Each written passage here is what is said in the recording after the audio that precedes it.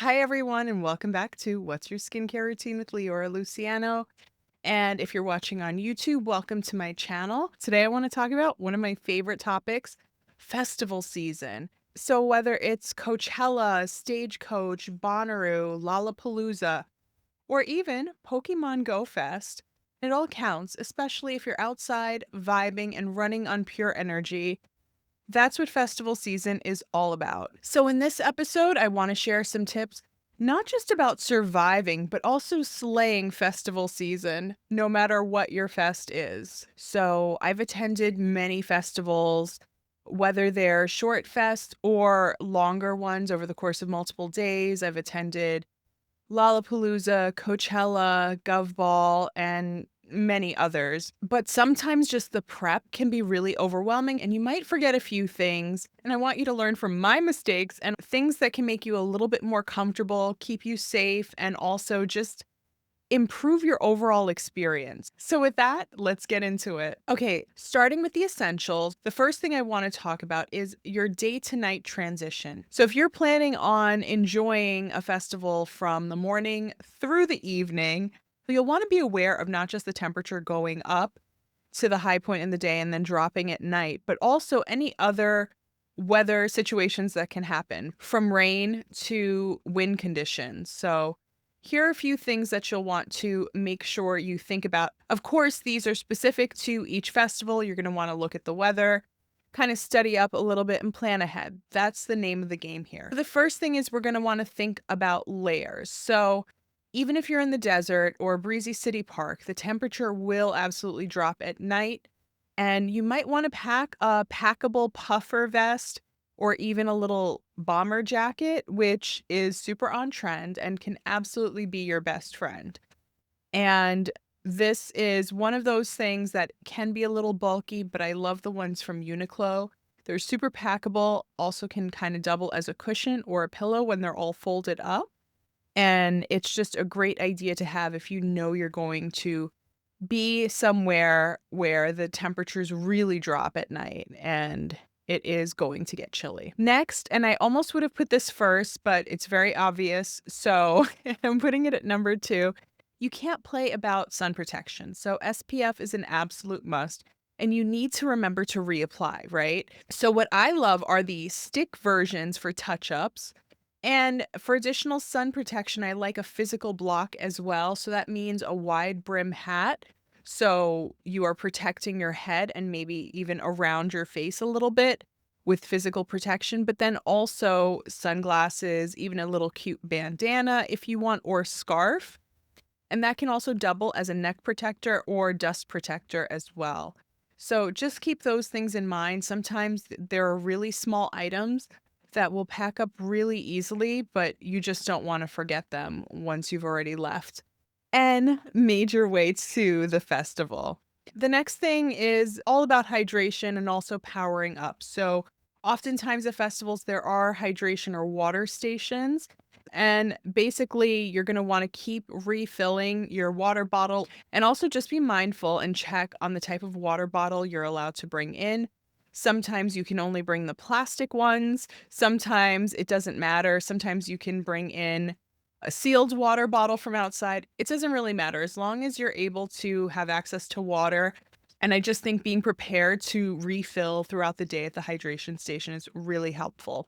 With that in mind, the other thing that you need to recharge throughout the day is probably your battery for your phone. So you'll want to stay in contact with friends and probably be posting on social.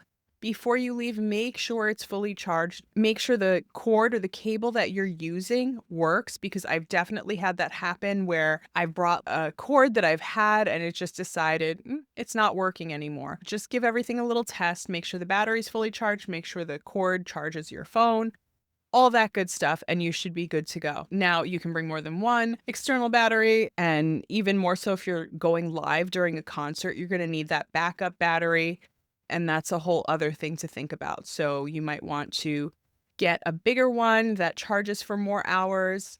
It really depends on what your needs are, but I can drop a few that I use in the description. I'll be sharing all of these products that I'm talking about with you in the description as well. If you are doing a multi-day camping situation, you might want to consider also a solar charger. That's another way to just make sure that all of your electronics stay powered throughout the festival. Next is footwear. So this one is somewhat of a no-brainer, and I feel like now everybody is wearing sneakers a little bit more regularly, but also depending on where you're going, sometimes boots are a really nice choice. Of course, it depends on the scene you're in when it comes to music, or even if you're doing some sort of cosplay, totally depends. So, what I love is a sensible shoe, and I feel like I say that over and over again. But I like either a water resistant or waterproof sneaker if possible, or also a pair of sturdy boots, something that's more of a lightweight hiking boot, something that you can wear all day because you are going to be walking around more than you think. You're going to be standing in line for whether it's food, bathrooms, and not just to see the shows. You'll be standing a lot more than you might think, especially if it's your first time at a festival. The other thing I recommend are some gel insoles as well, just to really give your feet extra cushioning. Okay, next up is your festival bag. You're going to want to make sure that you check the rules, right? Think of it when you go to sporting events at stadiums.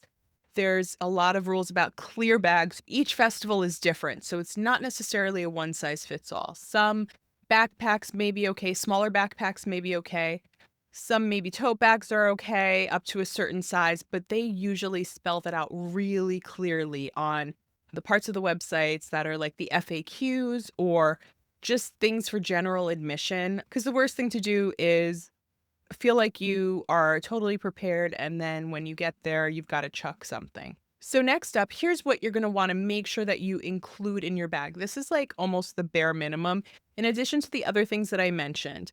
So you're going to want to have wipes, tissues, lip balm, SPF stick, mini sanitizer, your phone charger, your Tylenol or any essential medication, earplugs, a fan, a manual, and electric.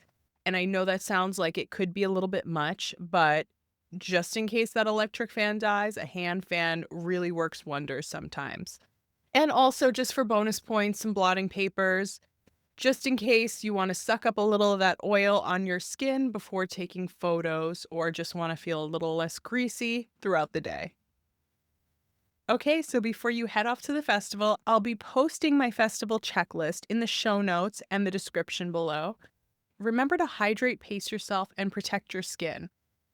Take care of your energy. Whether it's an amazing one-night concert or a 3-day festival, it's going to be a marathon and not a sprint. So just be mindful. I hope this video was a resource for you. And whether you're watching or listening, if you want to support the show, you can shop my affiliate links for my recommended essential. Before we go, I want to do some rapid fire fest do's and don'ts. So on the do list, break in your shoes first before you go. Do not wear new shoes, even if you think they're comfortable, even if you tried them on in the store and you're like, oh, these are great. Walk around in them for a day. I don't care if that's at home. The day of the festival is not the day to find out that the left shoe gives you a blister or something. So just make sure to try them on and break them in first. Next, carry SPF everywhere. Make sure you're reapplying throughout the day. Another do, pack a backup phone charger, because you might go through one quicker than you'd imagine. So it's better to have more than one just in case. And then, of course, hydrate. Yes, you're going to want to drink your water, but also remember to reapply that lip balm too, because we don't want your lips to get chapped and dry throughout the day. And the last thing on the do list is going to be embrace the glitter, embrace the shine. Just go for it and enjoy. You're at a festival, make the most of it. Okay, quick don'ts. First thing, don't go without a plan.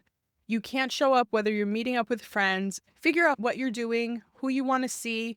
Plan the day a little bit, but keep it open if you want to go with the flow. Or if you have a set agenda, go for it.